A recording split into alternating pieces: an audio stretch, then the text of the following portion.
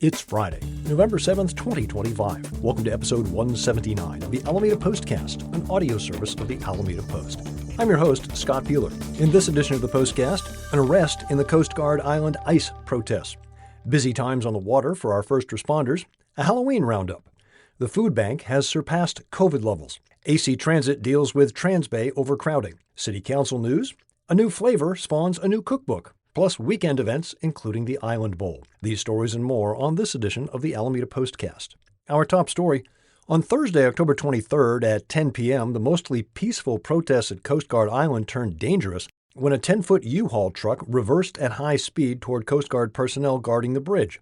The Coast Guard opened fire when the vehicle refused to stop. The U-Haul drove away and was later discovered abandoned in Oakland. The driver of the vehicle, 26-year-old Brendan Monroe Thompson, also known as Bella Thompson and Bella Castillo, was later found, treated at Highland Hospital, before being taken to John George Psychiatric Hospital, where they were evaluated before being booked into Santa Rita Jail, according to KQED. According to a now-deleted GoFundMe page set up in October, Thompson had recently lost housing and income during a bipolar disorder episode. The 26-year-old is facing one count of assault against federal officers with a deadly or dangerous weapon, according to the U.S. Attorney's Office. If convicted, Thompson could receive a maximum sentence of 20 years in prison and a $250,000 fine. Thompson will next appear in federal district court before U.S. Magistrate Judge Candace A. Westmore for status on detention and preliminary hearing on November 10th. Full story at alamedapost.com/news. Quick note on Tuesday's special election. As you know, California's Proposition 50 passed by a wide margin.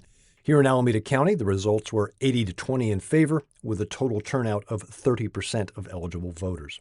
Wednesday's nasty weather made for an adventurous morning for Alameda's first responders. Shortly after 7 a.m., Alameda Fire and Police, along with Oakland Fire and the Coast Guard, responded to distress calls about a boat taking on water near the rock wall adjacent to Encinal Boat Ramp. Due to high winds and rising tide, a person aboard was not able to safely get off the boat, according to AFD reports on Facebook and Instagram. The response included 2 fire engines, 1 truck company, a rescue company, 1 ambulance, the Alameda Care Team, Alameda Fireboat 1, and Oakland Fire Marine 1. Upon arrival, responders found an apparent 25-foot sailboat against the rock wall. A 68-year-old person was on board who requested to be removed from the vessel. According to AFD, quote, while crews awaited the arrival of Fireboat 1 to conduct the rescue, the vessel's anchor line broke, allowing the vessel to drift freely with the swell into the boat ramp dock. Crews were then able to extricate the victim off the boat. End quote. The victim was transported to an area hospital with non-life-threatening injuries. The vessel was secured to the boat ramp dock. Alameda Public Works was advised of the incident and the damage to the Encinal boat ramp dock. Full story and pictures at alamedapost.com/news. Halloween got off to a different start for our first responders. According to KGO News, a suspected Alameda car burglar attempted to evade police last Friday afternoon by hopping on a paddleboard and paddling across the estuary. Suspect actually made it a fair distance before the Alameda fireboat picked him up. The suspect surrendered, was arrested once reaching the shore. Suspect's vehicle was located and stolen items were found inside. Not sure I remember the paddler being a member of Batman's Rogues Gallery. Story at abc7news.com. Alameda PD ended Halloween on a much more serious note. While most people were enjoying the festive atmosphere, APD received reports of gunshots heard at approximately 10:15 p.m. in the 1000 block of Grand Street. APD originally responded to multiple reports of a group of juveniles fighting in the area. Officers were en route to the scene when additional calls came in reporting possible gunshots and individuals seen fleeing the scene. When officers arrived, they were able to locate evidence that will be used to support further investigation. Minor damage to 1 residence, no injuries. Police detained 1 person who was later released. The investigation is active and ongoing. APD is asking people who live in the area to help out. Review your security camera footage from 10:15 p.m. to 10:25 p.m. on October 31st for any relevant activities. Anyone with information is urged to contact APD at 510-337-8340. Story at alamedapost.com/news. Turning to the lighter side of Halloween, Mackenzie Stewart and John Spinner are back with their annual rundown of Halloween statistics for Alameda. If you're at all pop culture savvy, you might have already guessed what this year's buzzworthy costumes were. K-pop demon hunters outstripping the formerly mighty Marvel. Halloween being an off day from school, Trick or Treat got an early start with Mackenzie and John reporting their first visit at 4:53. 4.5 hours later, their team had distributed goodies to 1,164 trick-or-treaters. Other areas deeper in the Gold Coast likely saw more. One of my friends on Grand Street reported passing out 4,000 pieces of candy. Costume-wise, inflatables remain popular, although they did decline by about a third. Superman and Spider-Man remain the top superheroes. Horror-wise, Chucky and Ghostface appear to have entered the mainstream as Halloween go-tos. Take a look at the incredible data collection job at alamedapost.com/alameda-life. Big shout out to our local Girl Scouts. As reported on social media, the day after Halloween, the girls showed up in and around Franklin Park, got to work, and collected over 35 pounds of trash from the previous night's festivities. As a dog owner who spends much of November 1st through the 5th convincing my dog to drop lollipop sticks and candy wrappers, a hearty thank you for your community service, girls. The effects of the longest government shutdown in U.S. history continue to reverberate, with SNAP payments being withheld despite the existence of a contingency fund created just for this situation. The Alameda Food Bank is seeing firsthand what the effects are. Our own Jean Chen sat down with Food Bank Director Teal Harden to discuss what's happening. When asked about the increasing numbers of people seeking assistance, Teal had this to say, quote, "We expect numbers to rise significantly. Right now, there are roughly 166,000 CalFresh recipients in Alameda County, including over 77,000 in Oakland alone. The county is still breaking down numbers city by city. We are in a precarious position. We are already serving record numbers due to cost of living pressures and the ongoing fallout from pandemic, and now this federal disruption has created an emergency on top of an already urgent situation. Our new facility was designed to handle emergency-level scale, and we built it for moments like this," end quote.